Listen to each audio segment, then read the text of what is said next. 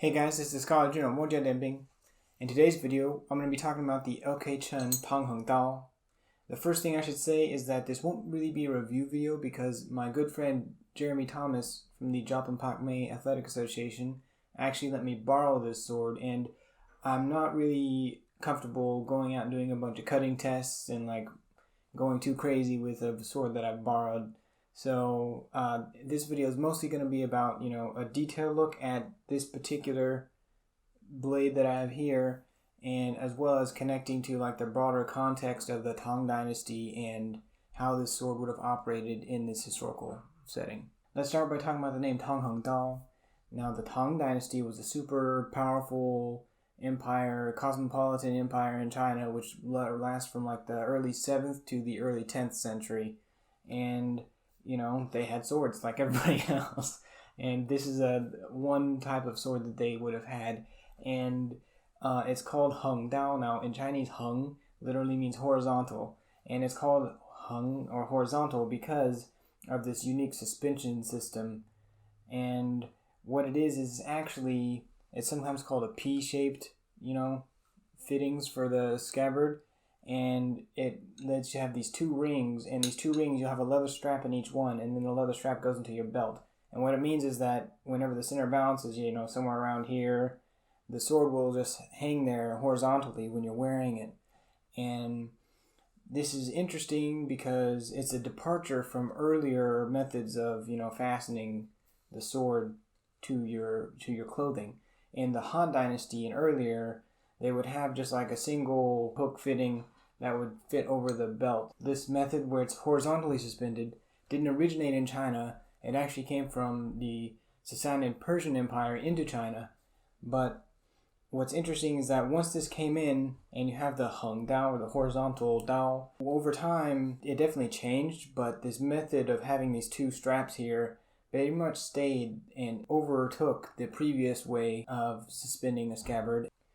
So let's move from talking about the scabbard and start talking about the hilt, in particular the pommel, and the lack of a pommel, you might say, because this sword, this Tang Dynasty sword, unlike many swords from previous dynasties, does not have a ring pommel. And I've made a couple videos where I talk about ring pommels and stuff, and the Tang Dynasty is whenever this non-ring pommel design really starts to become more prominent. There still definitely had ring pommels, quite a bunch of ring pommels in the Tang Dynasty, but in general we start to see there's more and more of these as well.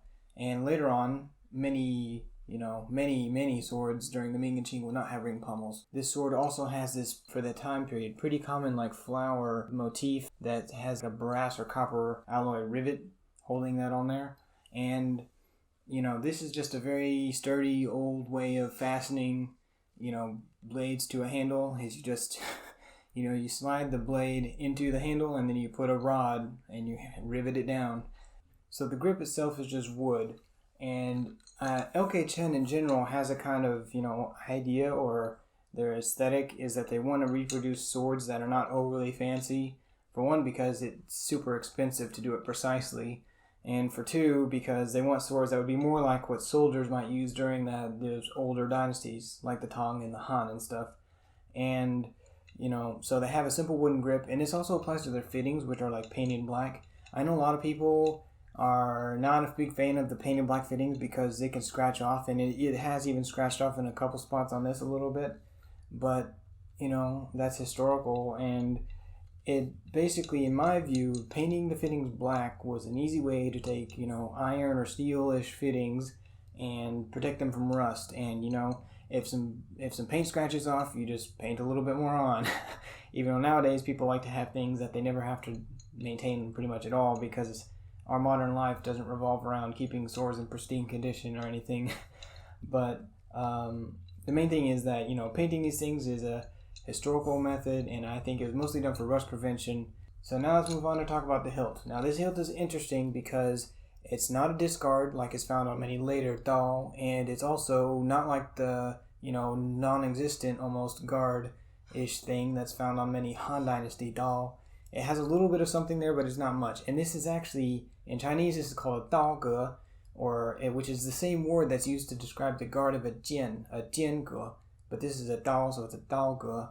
And the history of jiange is actually pretty connected to what we have here. So we actually have a time period in China where the guards that would normally be put on a jian are in fact also put on dao.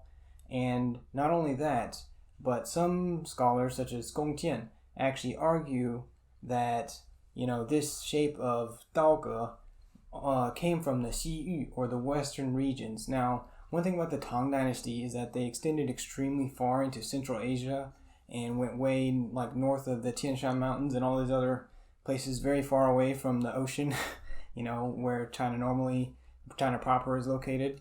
And this meant that they were very open to influence from those regions because a huge portion of their military and many people in the Tang Dynasty were out from Central Asia. And this guard looks very similar to sword guards that were in Central Asia a little bit before the Tang Dynasty.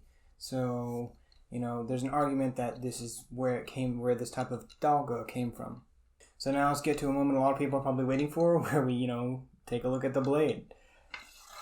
Alright, so here's the Tang Heng Dao. Now first, I'm going to look right here and see this, brass or copper alloy, habaki or tunko. The tunko, or this thing that's wrapped around the base of the blade, which most likely is there to kind of help it seat the scabbard and stuff.